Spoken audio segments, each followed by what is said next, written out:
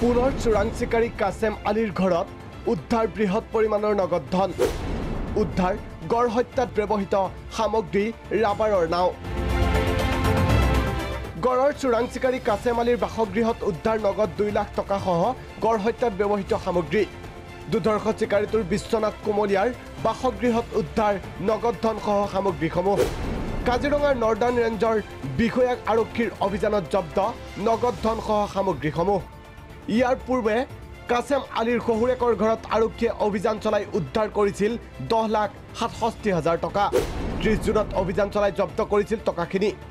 উল্লেখ্য যে বিশ্বনাথৰ দুধৰ্ষ চোৰাং চিকাৰী কাছেম আলীক 26 জুনত আৰক্ষীয়ে গ্ৰেপ্তাৰ কৰিছিল গুৱাহাটীত কুখ্যাত চিকাৰীটোৰ চিকাৰোক্তিৰ ভিত্তিত আৰক্ষীয়ে আৰু সত্য উদ্ঘাটন কৰাৰ সম্ভাৱনা প্ৰবল হৈ উঠিছে বিশ্বনাথৰ পৰা জগতাৰ সিঙৰ সহযোগত কাজিৰঙাৰ পৰা ধ্ৰুৱজ্যোতি সাহা প্ৰাগ নিউজ